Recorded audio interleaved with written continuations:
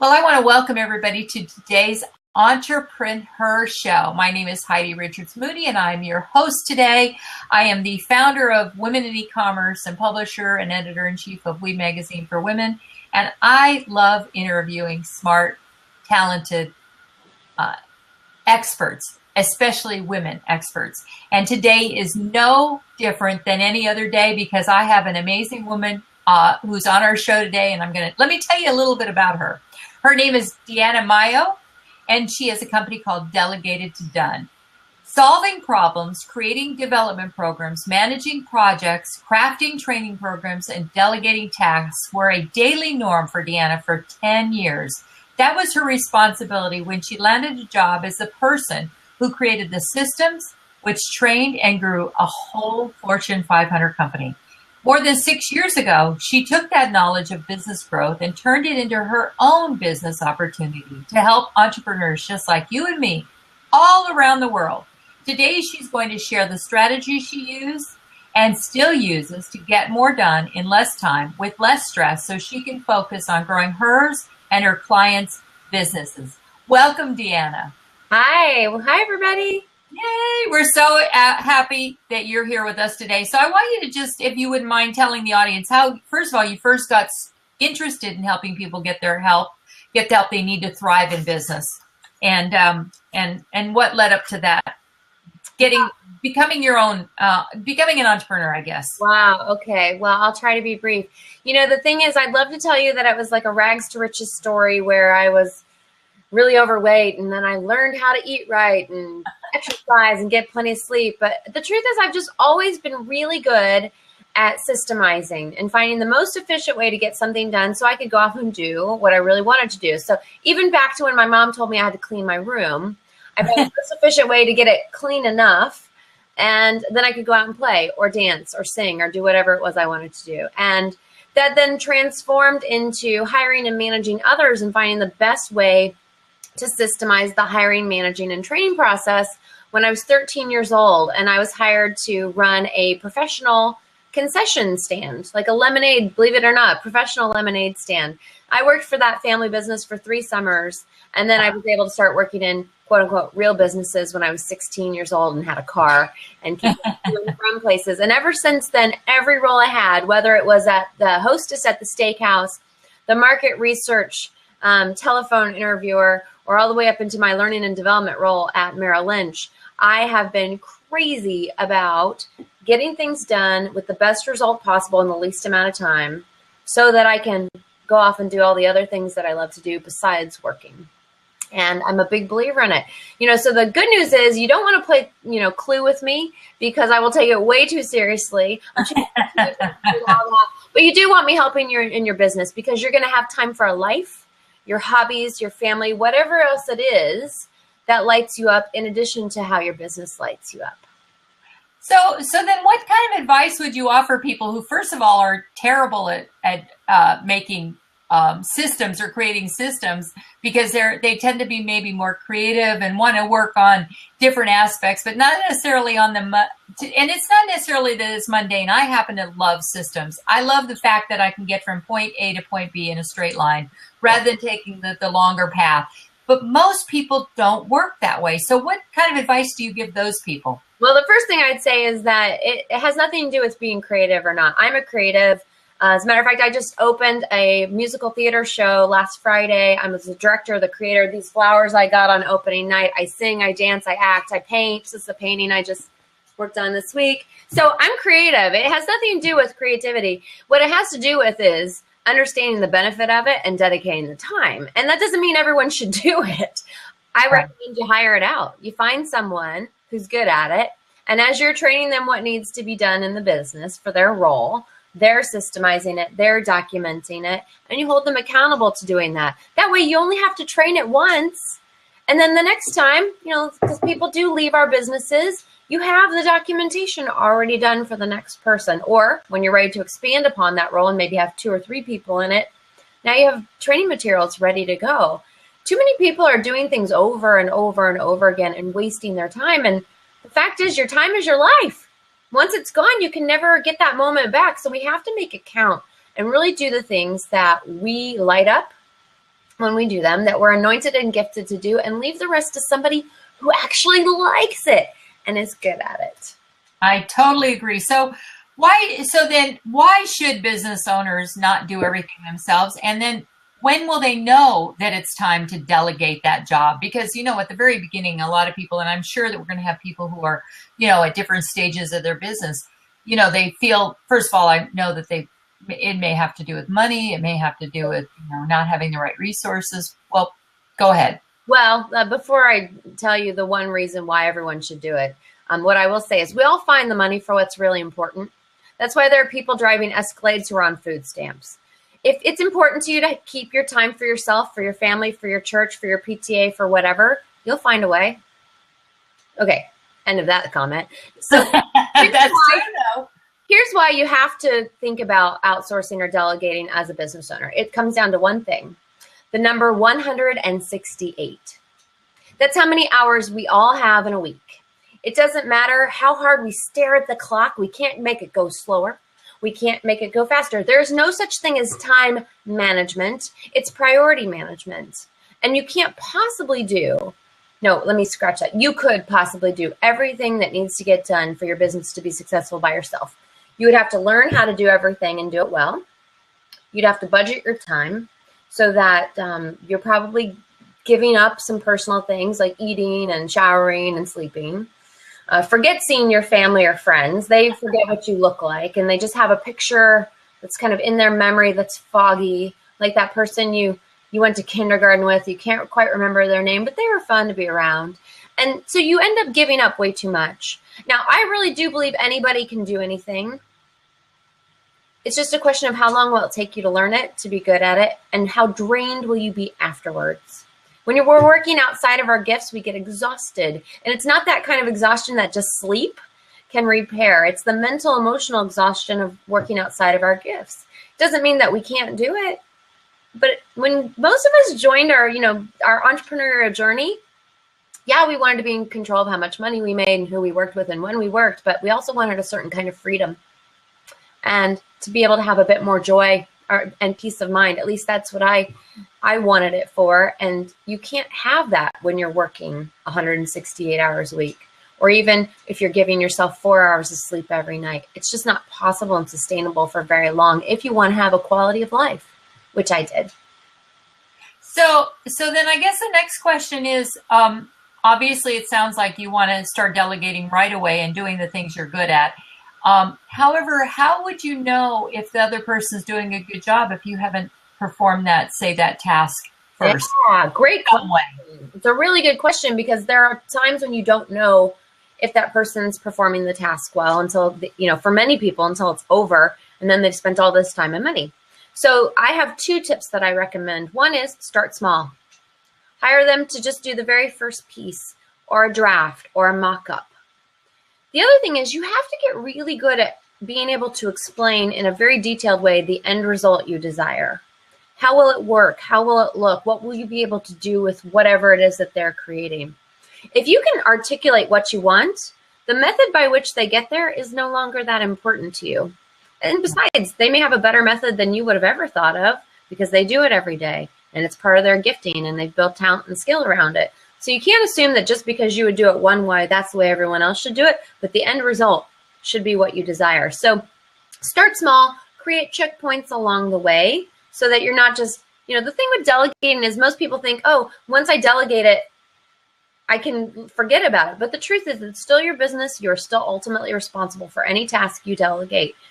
I know that might be a bitter pill for some people to swallow, but you would be completely 100% responsible for it if you never delegated it anyway. You're just giving the work to someone else to manage and to do. You're still responsible for the results, just like we are in all of our lives. It's so funny. I started my retail business. I've been in the retail floral business for 34 years, and I did all my own taxes and everything at the beginning because I didn't know you could delegate. And of course, they didn't have virtual assistants back then. Yeah. And secretaries were probably just a little too out of my price range because it was a very small business with very few clients. But once I built my business the first year, that was the first thing I hired was someone who could do the administrivia, as I call it, because I hated doing it. Yeah. it really freed up my time to promote my business. But I knew how to do everything. So I was kind of a micromanager, I will admit, at the beginning, because I didn't like the way certain, I'd hire someone and they did it wrong. They didn't do it wrong, but it was wrong in my mind. Yeah, exactly. So I think that it's important to know what, as you said, you're good at, and to delegate those things that you don't love to do and I think that in the long run, wouldn't you say that it enhances your business anyway? Oh, absolutely. If you start by delegating the things that you don't know how to do well. Right. Right. And especially if it's not something that you're going to, is a core function of being the visionary and the leader of the business. So, like the books, I could learn QuickBooks if I had to, gun to my head. But is that something that's the highest and best use of my time as a CEO? No. And by the way, I'm working from home. My team is virtual. I only have 3 part-time team members right now. The team expands and grows as I need it to. But I have to think of myself as the CEO.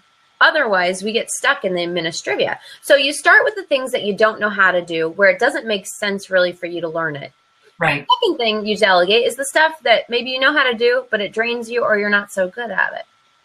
Then, if you've got those 2 things off your plate, you probably have some things that you're good at and that you enjoy, but are not the highest and best use of your time. Like, I enjoy graphic design type work. It doesn't mean that I'm a graphic designer, but I'm pretty decent at it. I can do what I need to do. But is that really the best use of my time? If you just use round numbers, let's say my time is worth $100 an hour. Of course, it's actually worth way more than that, but let's just use that for easy math, because I'm not great at math. And I can pay a graphic designer $25 an hour to do something that would take me an hour, and it would take him or her a half an hour. It just doesn't make sense for me to keep it on my plate, assuming I have the revenue to cover it. But even if I don't, what could I do with that hour instead? Well, I could pick up the phone and make follow-up calls to prospects. I could call an existing client and see if there's another area of business or service where I could support them and bring in more revenue that way. We have to start thinking about our time like what it really is, which is our most precious commodity. Because once it's gone, it's gone. Can't get it back. Yeah, absolutely. Absolutely. Yeah. No, that's great advice. So you've answered the question about what are some of the things a business owner could or should delegate. Is there anything else that you would recommend business owners delegate? Well, every business is different, but I would just ask everyone who's watching and listening right now to think about that one thing that you put off. It's always on the bottom of your list. You don't really want to do it, but you feel like you have to. And every time you see it on your list, you kind of get that grumbly feeling inside your tummy, or I don't know, suddenly your energy drops. That's the thing you just got to get rid of right away. Whether it's delegating it, automating it, or just nixing it completely. I see business owners that hang on to revenue streams that don't make very much all the time. And they kill themselves trying to make this particular service or product go. And it doesn't. And it just drains the energy they have. And so then when they are supposed to hop on the phone with a prospect or serve an existing customer, they're really not at their best. And I know we don't like to admit that that happens, but it does happen. And we need to be really protective of our time and our energy so we can give our best to our prospective clients and customers, to our existing clients and customers, to our joint venture and strategic partners, and to our team. It's like when you get on the airplane and they talk about the mask, everyone knows you're supposed to put yours on first, but business owners don't do that. They give and give and give, and they spend energy on things that don't serve them, don't serve the business, don't fill them up, and then they have nothing left. And women, yes, we are the worst at it. But we have to be strong and healthy and energized to be able to serve others. If we don't have it to give, we can't give it. Yeah, and I agree. I think we've done everything for so many years. That's how most of us were raised. I'm not sure about the current generation. I think they're being raised properly now to understand their roles don't have to be cookie cutter or the traditional roles that they need to, because I look at the generations like your age and younger who are really more self-actualized at a younger age.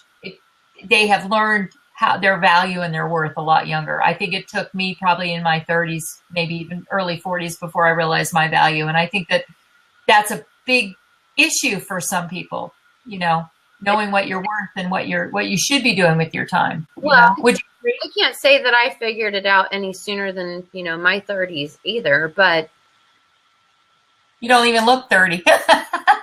oh, aren't you nice? Well, I'm very proud to say I just celebrated my 39th birthday in November. Oh, wow. Happy birthday, November. Wonderful. Yeah.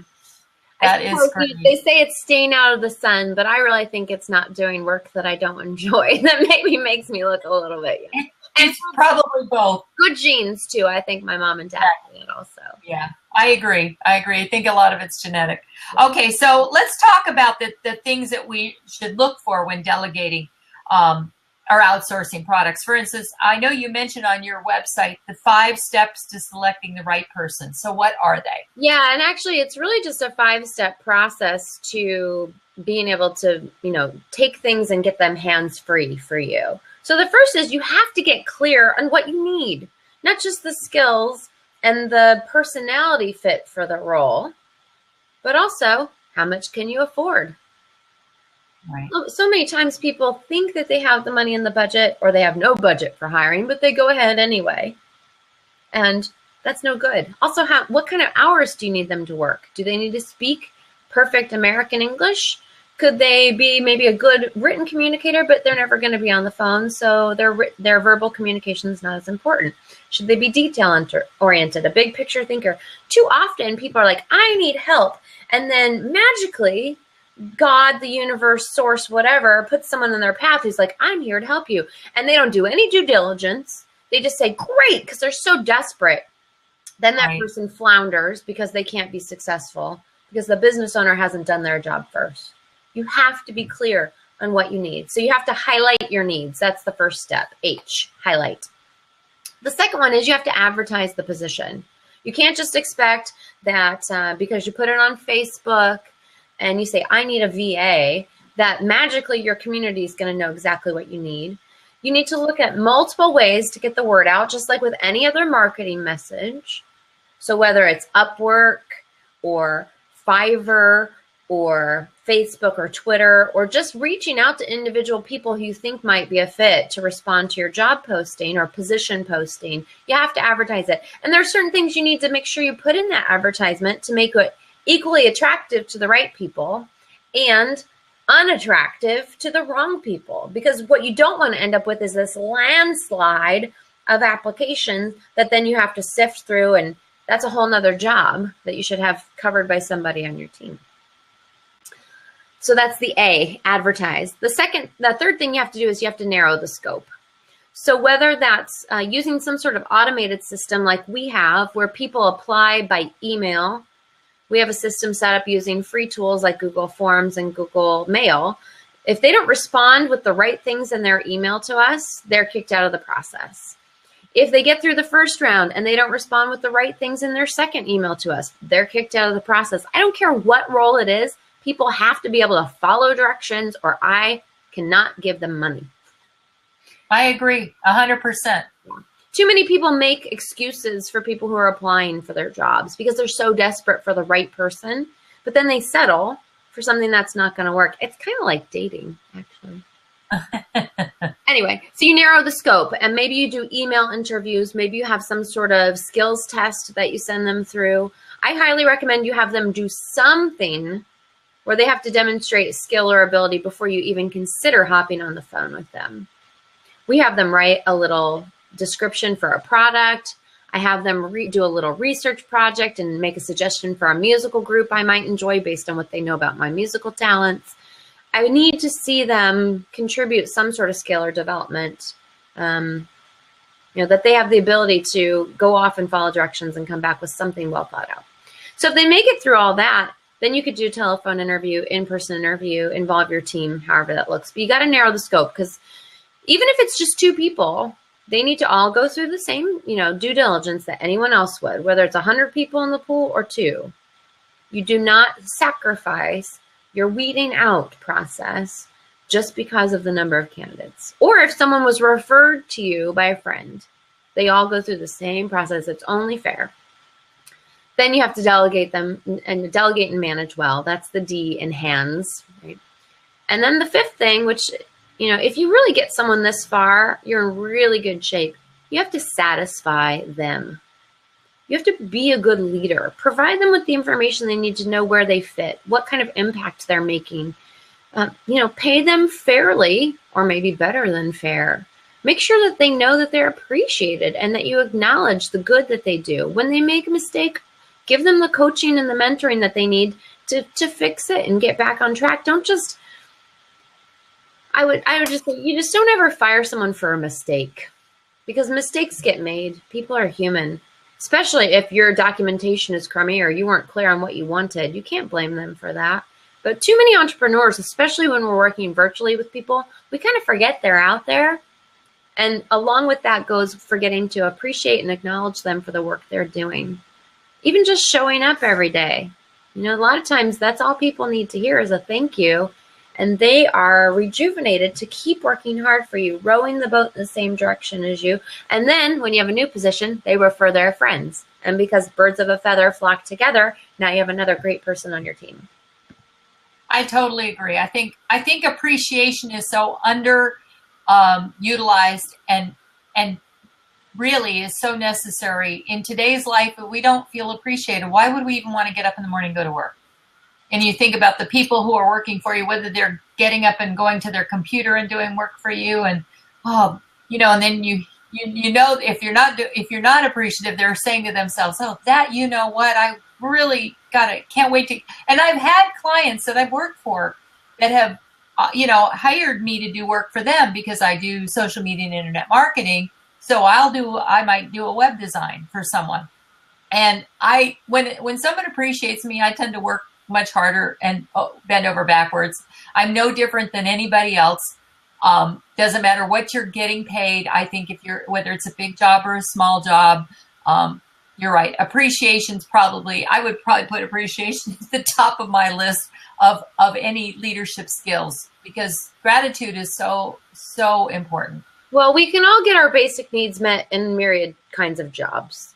I could, though I wouldn't have the same standard of living, go out and work at a restaurant or at a bank or in an office as an administrative something or other. But the fact is, we work where we work for more than just the paycheck. And I'm just a really big believer that you figure out how your team likes to be appreciated, and then you appreciate them that way. And the book that I always refer my clients to is The 5 Languages of Appreciation in the Workplace by Dr. Gary Chapman, who wrote The 5 Love Languages.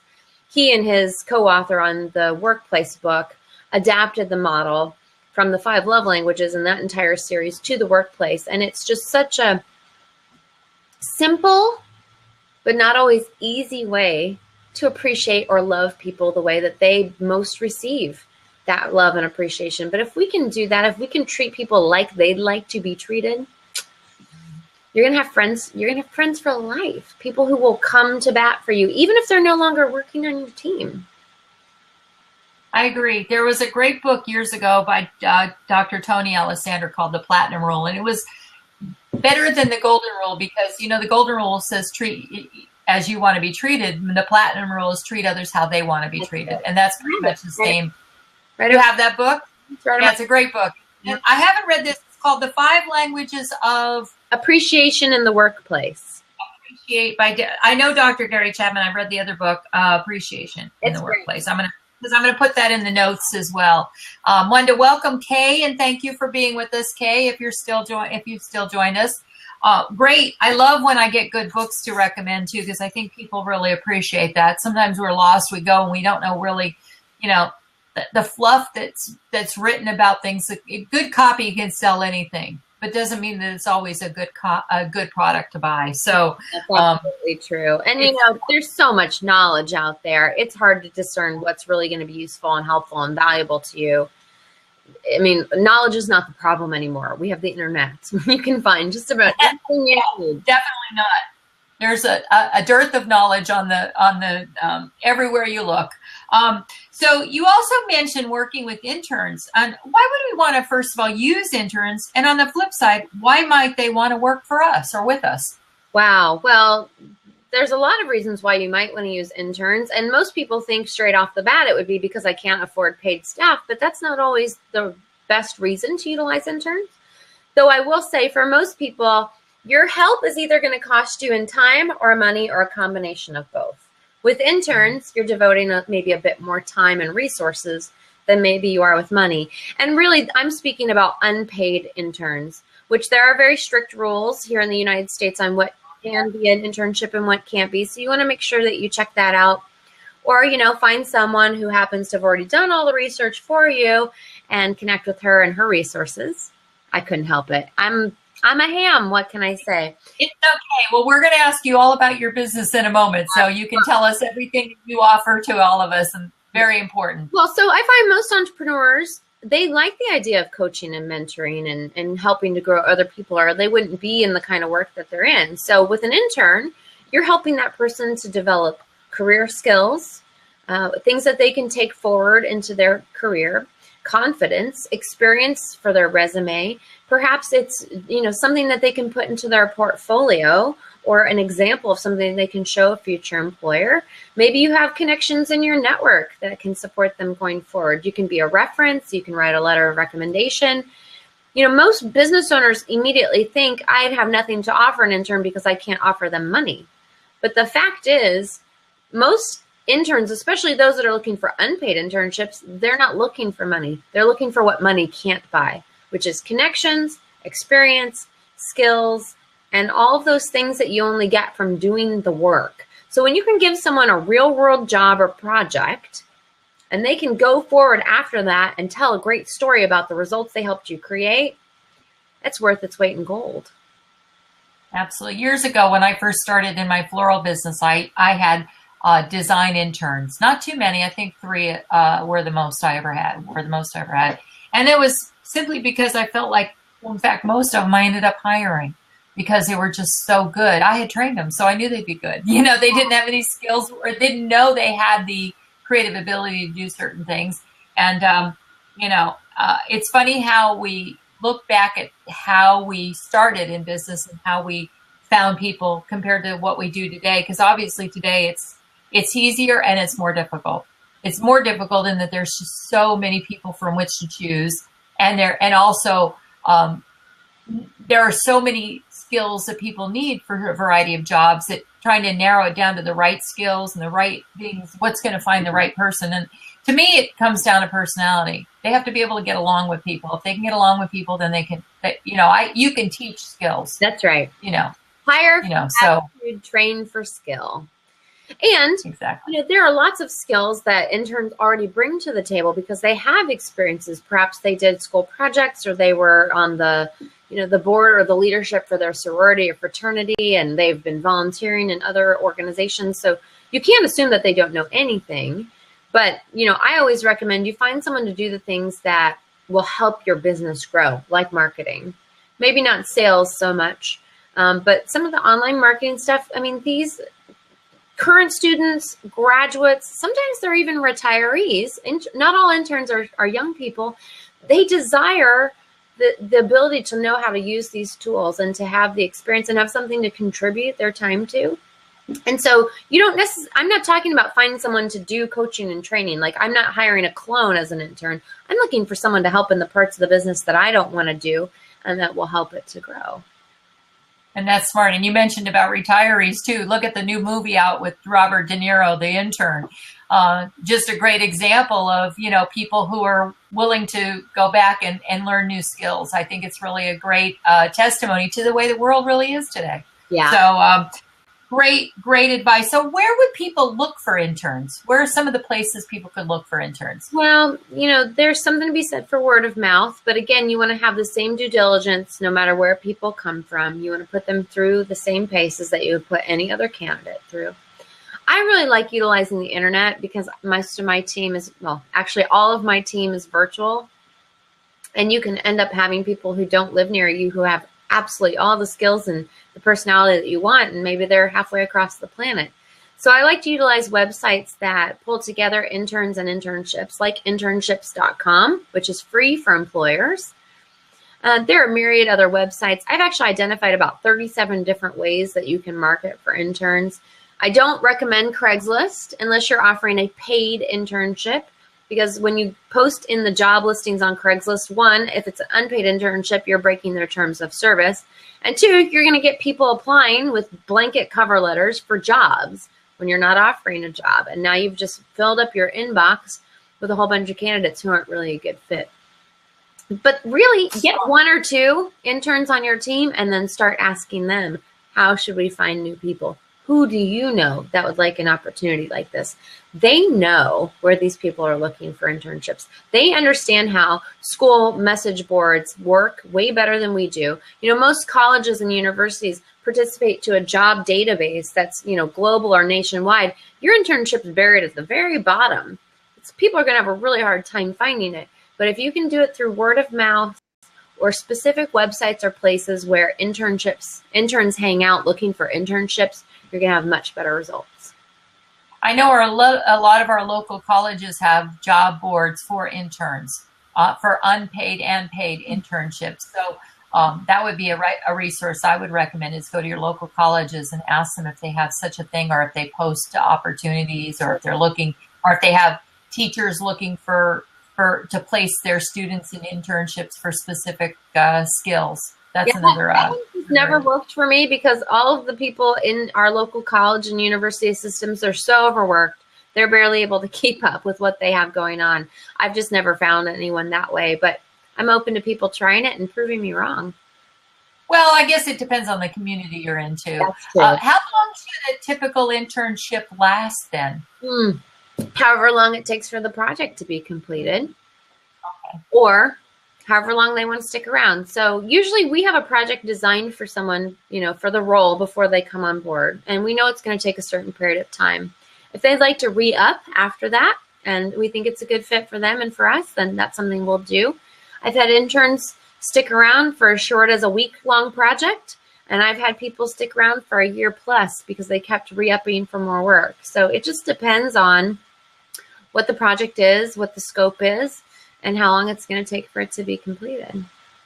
Excellent, excellent. What are some of the tools that you recommend business owners use to be more productive? I know I love this question because I think that we're all overworked in many ways, and finding the right tools. You know, there's so many apps and everything out there, but how do you know which one's the right one? There's hundreds of apps for doing bookkeeping. There's hundreds of apps for just about everything. So what do you recommend? What have you found to be of great service for you? Yeah, I know this is a huge problem for entrepreneurs, and so much so that I actually created a report called the Top 10 Apps to Systemize and Delegate Your Business, so that people could just get exposure to the 10 tools that I recommend the most. But I just say straight off the bat, you have to stop using your email inbox as a delegation tool and get a task or project management system. I think that's the most important thing. If you don't have it now, even if you're a solo entrepreneur, you are really taking a risk with your ability to be productive. The tool that I recommend is Teamwork Projects, or teamworkpm.com. I've been a project manager in my career, and of course I manage projects in my business now. I can't tell you what it means when you can go to a place and see what needs to get done, who's doing what, how much work is on their plate, what's late, where people are having trouble, and you don't have to sift through your inbox. Such a waste of time to find out what's going on in your business. And Teamwork has a forever free level that you can use, or you can invest. I think right now we're in the level that's like $24 a month. And when you figure that my team is all over the world, and I don't have to be online in my inbox for them to be able to provide updates and document what's happening with things, and I can then see, you know, on a dashboard exactly what's happening, what's late, what's happening now, what's coming up next. It's just tremendous. And if you happen to bill clients for time, it will allow you to easily export work on projects to maybe FreshBooks or Harvest or any kind of online bookkeeping system as well. So I'm a huge fan. I've always said that there's just about 3 businesses that I would be willing to quit my business to go work for, and Teamwork PM is one of them. I mean, it would still be hard pressed for them. They'd have to offer me a lot of money, and I'd have to be able to work from home, even though I think they're headquartered in Ireland. But Ooh, I go there. I wouldn't visit, but it's a great piece of software. They also have 2 companion products. They have Teamwork Chat, which is a messaging tool for teams, and Teamwork Help Desk, which is, as it sounds, our Teamwork Desk. It's a help desk tool. So all of those 3 tools can be utilized together, or you can just utilize Teamwork PM for task and project management. But gosh, it makes life so much easier. Excellent. Great advice and a great resource. So aside from your own, what one bit of advice would you like to share with our audience that you have not yet talked about? That I haven't yet talked about. You know, I just told this story yesterday. I was delivering some training inside one of my clients' organizations. And I remember when I got started coaching here in Portland, when I would go to a networking event, everyone would say, oh, do you know so-and-so? We'll call her Betty.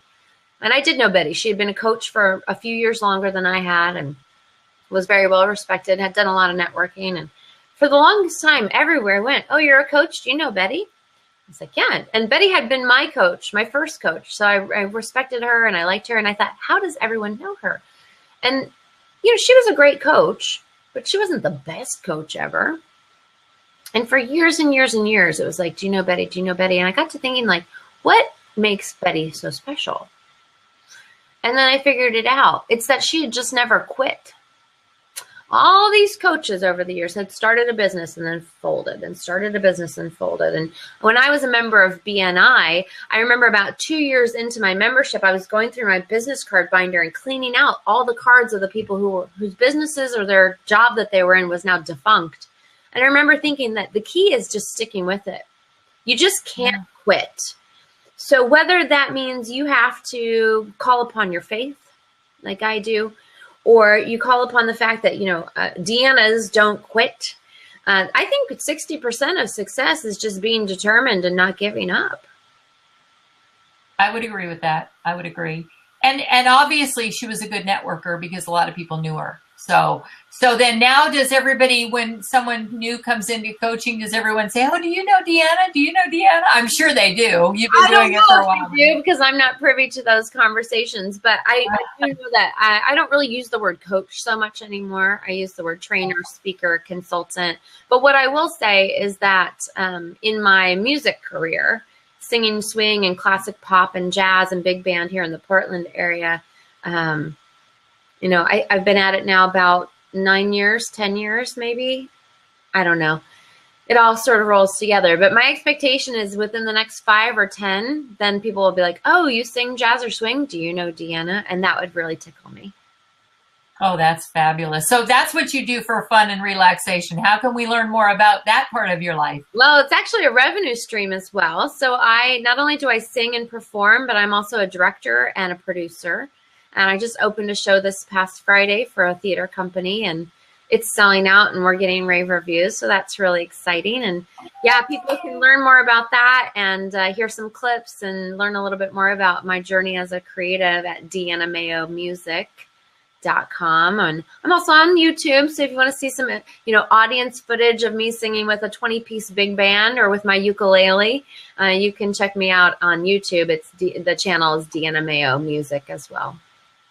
Excellent. I just put Deanna Maio Music over there. So tell us a little bit about your company and what you provide what your services are. Yeah, so my business is Delegated to Done, and we help business owners learn how to hire, manage, and lead a team that they can trust to handle all the increased revenue and reach that they're building.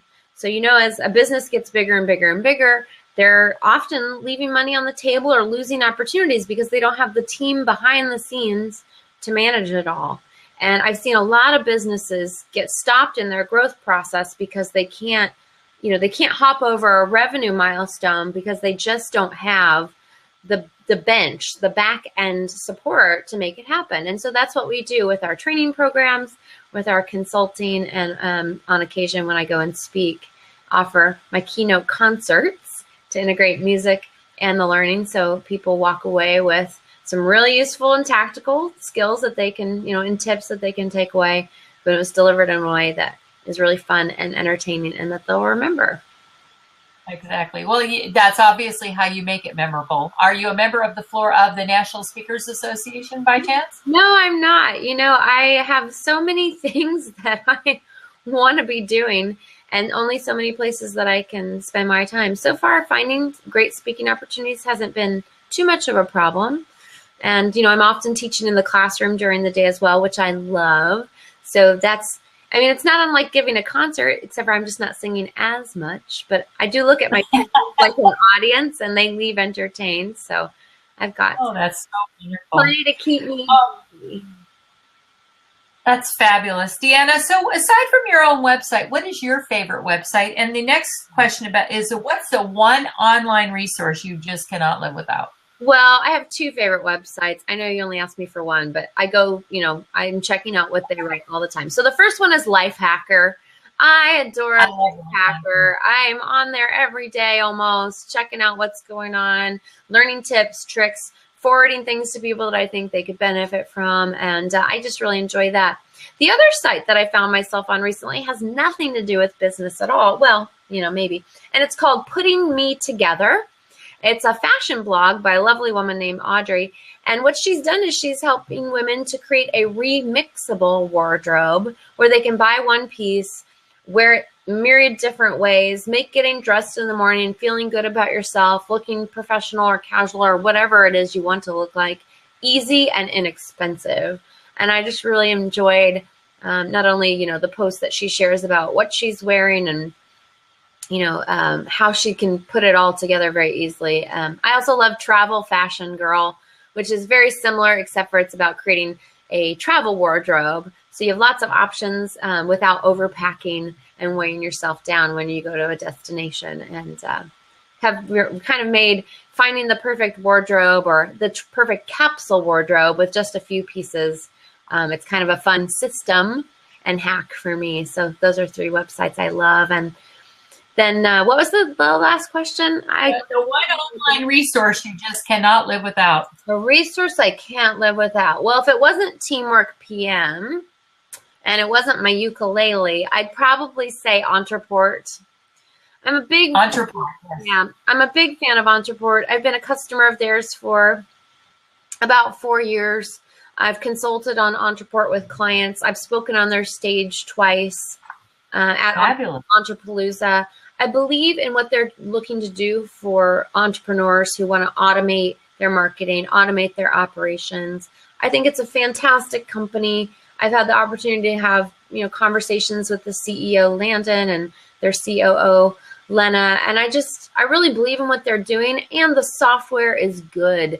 And they have created levels of service now where anybody can get started with what they need. They don't have to move from Aweber to something else down the road. You can grow into it over time, starting with Entreport Basic, and even their EntrePages product is 100% free. So similar to maybe a Lead Pages where you want to capture leads using really beautiful, easy to design pages. EntrePages is incredible, and I'm just really proud to call myself an Entreport user and an advocate. I have a lot of friends who use it. It's a fabulous tool, and my clients too. Yeah, it's a great tool. And I know there are other competitor tools out there. It's not to say that their tools aren't great. I've used just about everything at some point or another. I just know that the quality of the customer support is incredible. And, when you have people that are not getting anything for saying that they love it, like, Apple advocates out there. I mean, I think Entreport users are just as rabid as Apple fans. We're just a smaller community. But it's an incredible product, and I'm really proud to call myself a user and an advocate for them. Excellent. Welcome to the show, Pure My Box, I think. We're happy to have you. Wow. So the last question I have is, how can our audience get in touch with you? And if you want to type it in the message area so we have that too, I'll make sure I keep track of all that. Okay, let's see if I can talk and type at the same time. Well, I actually did a little something for everyone here today. I wanted to create a little resource that I could give away to everyone who, is really just dedicated to making their business run easier and smoother and supporting other people and, having income by delegating and outsourcing more. So I've created a delegating toolkit for everyone. that they can pick up at delegated2done.com/team toolkit.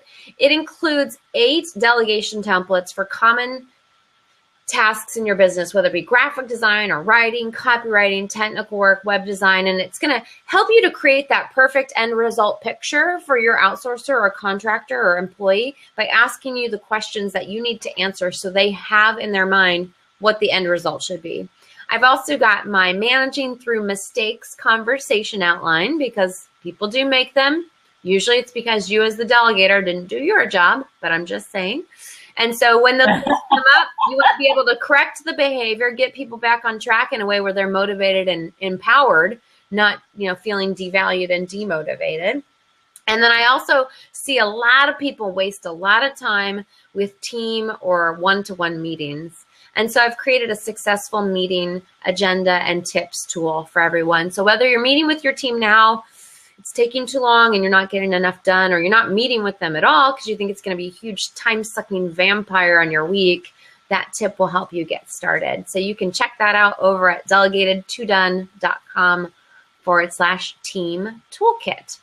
And Fantastic. If people feel really motivated and then they know that they just like to chat with me about what's going on with their team, whether it's big or small, working great, could be better, or not working at all, I would love to offer them the opportunity to reach out and chat with me. And so if you would like to take advantage of, seeing if we might be a good fit to talk, and then, potentially if I might be able to help you solve your problems faster and easier than if you were doing it on your own, you can visit me over at chatwithdeanna.com. I'll ask you a couple of questions to find out more about your business, see if it makes sense for us to hop on the phone and for me to help you create a plan to overcome those challenges faster.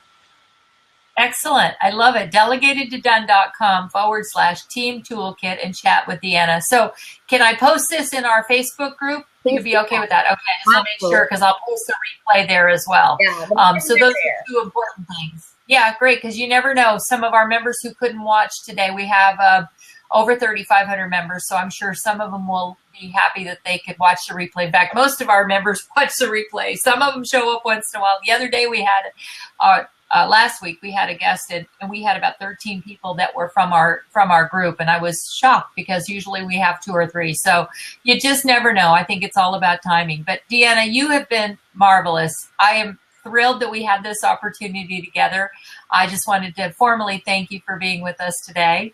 And I just want to again say we've been speaking with Deanna Maio from DelegatedToDone.com and Deanna Maio Music.com. So be sure and check out both of those websites, and you'll learn all about Deanna, and then you'll definitely pick up the phone and chat with Deanna.com.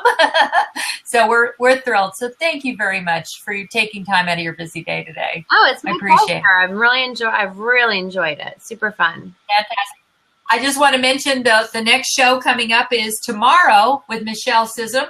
At 3 o'clock, Michelle and I will be talking about how to get paid what you're worth. And she's fabulous. I've interviewed her a couple of other times for other programs, and she's just a wealth of information. So I'm real excited about that. And I love when I meet new people like you, Deanna, to interview. Be sure and check out entrepreneurs.com. I'll put that in the area, and you can see all of the upcoming and past programs we've had, or you can just go to theentrepreneursshow.com and you can see all the shows here right on Blab.